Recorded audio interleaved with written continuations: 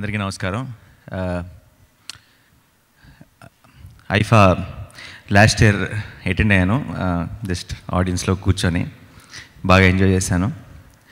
And ఈ సంవత్సరం first time రానా నాకు ఫోన్ చేసి, నువ్వు చేస్తే బాగుంటుంది బాబాయ్, ఇద్దరం కలిసి చేస్తాను, నువ్వు ఉన్నావన్న ధైర్యంతో నేను చేస్తానని చెప్పాను. అండ్ చాలా చాలా సంతోషంగా ఉంది. నార్మల్గా మన అవార్డ్స్ ఫంక్షన్లు అంటే కొంచెం పద్ధతిగా చిన్న పొలిటికల్ ఫంక్షన్లా జరుగుతుంటాయి అప్పుడప్పుడు. అంటే పొగడ్తలు చాలా ఒక ఫార్మాట్ ఉంటుంది. సో మీ ఇద్దరం కలిసి కొంచెం ఆ ఫార్మాట్ని బ్రేక్ చేద్దామని ప్రయత్నం చేస్తున్నాం. సో ఈ ప్రాసెస్లో కనుక ఎవరైనా హర్ట్ అయితే కనుక క్షమించాలని ముందే ఒక స్టాచ్యుటరీ వార్నింగ్ కూడా చెప్పేస్తున్నాం. సో కేవలం అంటే చాలామంది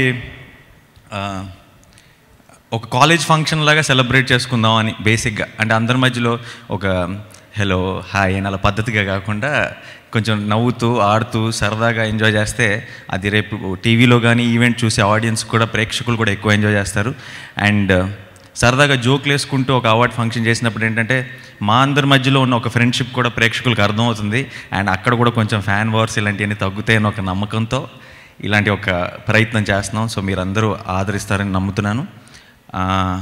ఇంతకుముందు ఎప్పుడు నేను చేయలేదు హోస్టింగ్, ఇకపై చేస్తానో లేదో నాకు తెలీదు. సో ఈసారి తాడో పేడో తేల్చేసుకుందామని ఫిక్స్ అయ్యాము. సో 29th తెలుగు కన్నడ ఉండబోతుంది, అండ్ రేపు Tamil Malayalam. So I'm really looking forward to the function. And గెలవబోయే యాక్టర్స్ అందరికీ కూడా ముందే కంగ్రాచులేషన్స్. అండ్ బేసిక్గా లెట్స్ ఆల్ హ్యావ్ ఫన్, అందరం కలిసి ఎంజాయ్ చేద్దాం. Thank you so much. Thank you.